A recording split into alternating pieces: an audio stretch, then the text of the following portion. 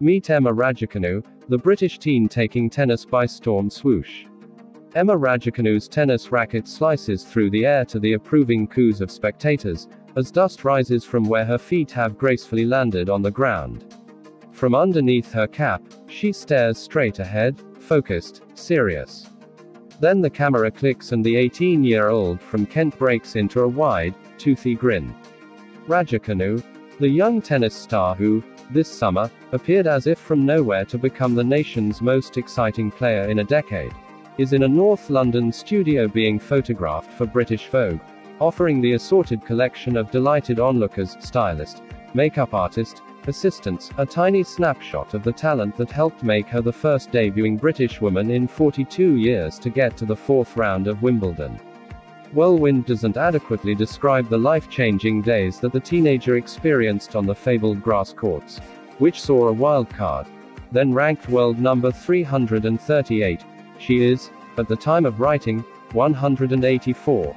Take on three of the world's top players, Vitalia Diachenko, Sorana Cîrstea, Marketa Vondrousova, and eviscerate each one.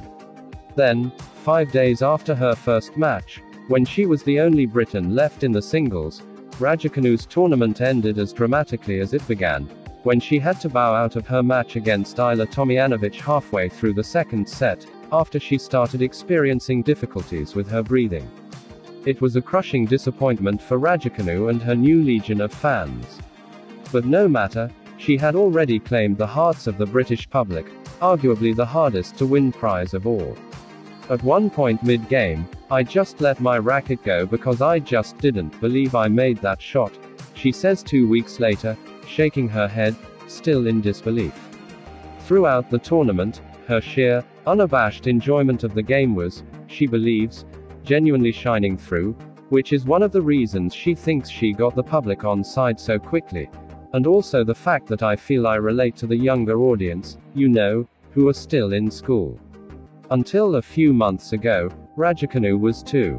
She's still awaiting her A-level results when we meet, and the night before her Vogue shoot, she was dressed up to the nines on a golf course in Orpington at her school prom. She attended a nearby grammar, the same, coincidentally, as another of Britain's superstar athletes, Dina Asher Smith, surrounded by her proud, gobsmacked classmates.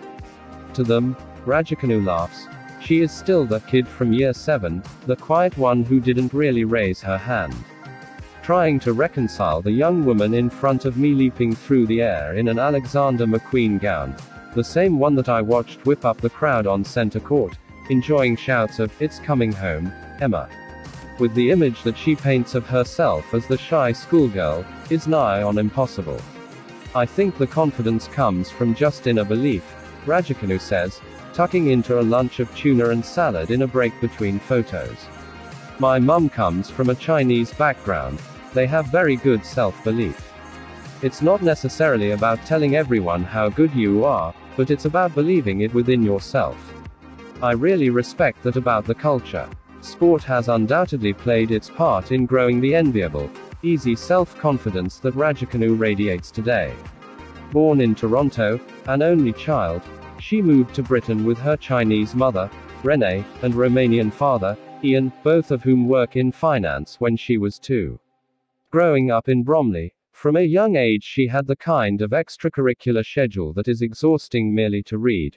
While her mother was more traditional, and took her to ballet and tap lessons, her father introduced her to golf and the worlds of motorsports, go-karting, and dirt biking. And, of course, tennis.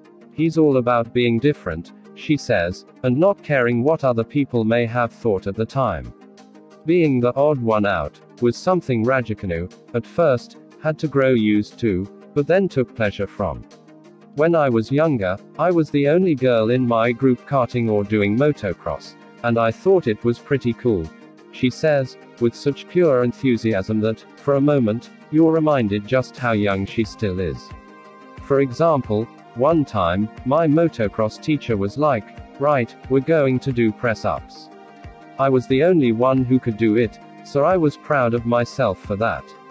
Even when she first started playing tennis, the whole squad I was in was all boys. It was quite intimidating in the beginning too, you know, get out of my shell and actually begin to really enjoy what I was doing because I was so scared. I'm not sure of what. She was 5 when she started playing at the Bromley Tennis Centre, and as her hobby got more serious and weekends started to be given over to traveling and competing in tournaments, motorsports had to take a backseat. It became a matter of natural selection, she jokes. But it is still a great passion. Her next ambition is to get my motorbike license, she says, grinning. So I can get back out there. That courageousness, how many people, really, do you know who want to race motorbikes, is evident both on court and off. It is hard to fathom what it must feel like to play a match in front of a home crowd, with the nation's hopes on your shoulders, and then be forced to retire, on medical advice, halfway through. England footballer Marcus Rashford is one of the few who can understand that unique pressure, and was among the first to reach out to console Raducanu on Twitter. It was, she says, very comforting in that moment.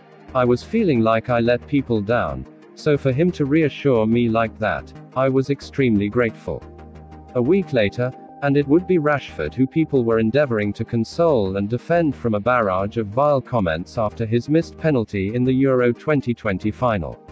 Raducanu made a purposeful decision to not check social media during the tournament. Her Instagram following has exploded, adding that she has avoided the news for the past month, giving her phone to her physical therapist for safekeeping.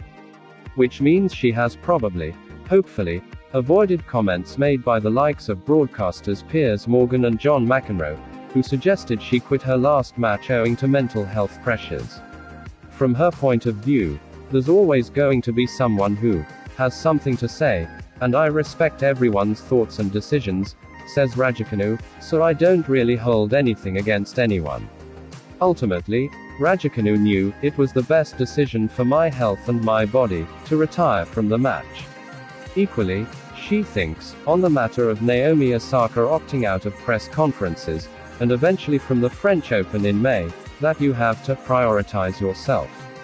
If that's the best thing for her health, mental health, and well-being, then I think that that's the right thing to do.